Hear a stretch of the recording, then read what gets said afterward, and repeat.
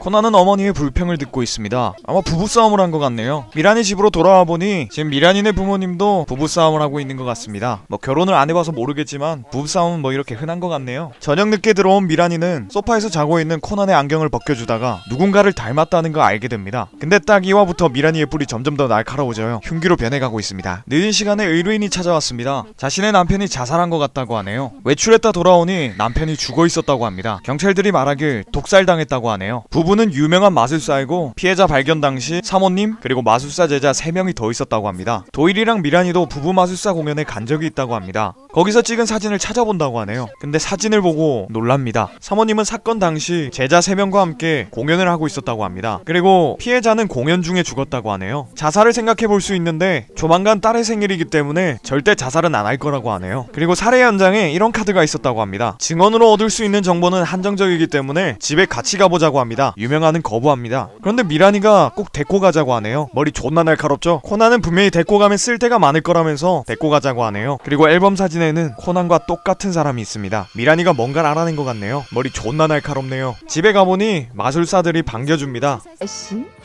귀여운 아가씨요? 와우. 와우.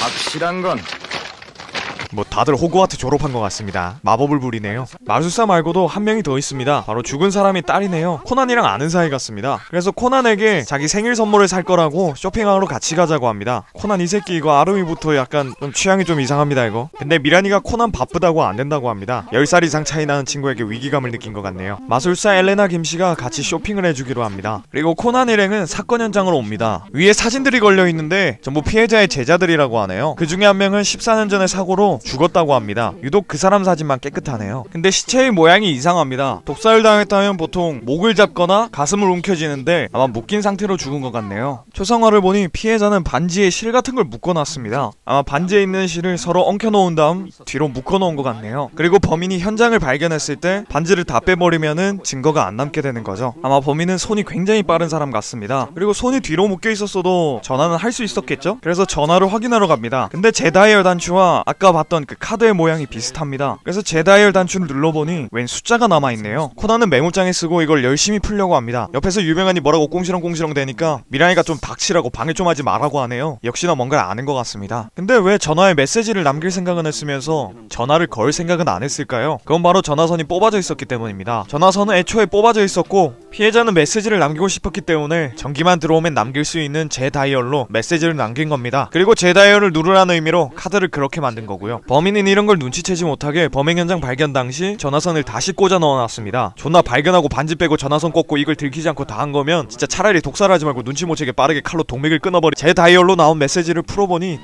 DCLN이 나옵니다. LN은 아까 봤던 마법사 엘레나 김씨를 의미하는 것 같습니다. 그러면 DC는 무슨 의미일까요? 음악 용어 중에 DC 즉 다카포란 말이 있습니다. 그 의미는 처음으로 다시 되돌아가서 연주하라 라는 뜻입니다. 그 의미는 엘레나 김씨가 다시 한번 살인을 반복한다는 뜻입니다. 아마 아까 데리고 나갔던 딸을 살해할 거라고 생각이 드네요. 모두가 나가서 엘레나 김씨와 딸을 찾아봅니다. 하지만 보이지가 않네요. 왜 피해자를 죽였을까 고민하고 있는데 잘생긴 마술사가 아마 14년 전에 죽은 사람 때문일 거라고 합니다. 전에 한번 그 사진을 들고 우는 걸 본 적이 있다고 하네요. 그리고 이 새끼 엘레나 김씨가 범행 현장에서 피해자 반지 빼고 전화선도 다시 꽂는 걸 봤대요. 왜 말을 안 해 씹새야. 존나 말했으면 진작에 찾았겠다 씨. 근데 뒤에서 엘레나 김씨가 딸을 업은 채로 등장합니다. 다 들었는지 갑자기 자백하기 시작합니다. 본인이 14년 전에 죽은 마술사의 동생이라고 하네요. 피해자는 제자가 자신보다 뛰어난 마술사라는 게 질투나서 죽였다고 합니다. 이거 진짜 완전 미친놈이네요. 그래서 복수를 하기 위해 피해자도 죽이고 딸도 죽이려고 했으나 딸은 죄가 없다는 걸 생각하고 참았다고 합니다. 범행 수법은 피해자에게 마술 시험할 게 있다고 하고 반지도 끼우고 독이든 알약까지 먹였다고 합니다. 존나 멍청하게 속았다고 하네요. 근데 잘생긴 마술사가 피해자는 그걸 알면서 당해줬다고 합니다. 사진을 안고 우는 걸 본 건 본인뿐만 아니라 피해자도 같이 봤다고 하네요. 그리고 본인 보고 비밀을 지켜달라고 했다고 하네요. 잘생긴 마술사는 이대로 가면 증거가 없어서 안 걸릴 수도 있다고 축하한다고 합니다. 근데 다 까발려졌으니 자수한다고 하네요. 솔직히 이해 안 갑니다. 사건을 해결하고 집에 가던 도중 미란이는 코난 보고 너 남도일이지? 라고 물어봅니다. 이 이후의 사건은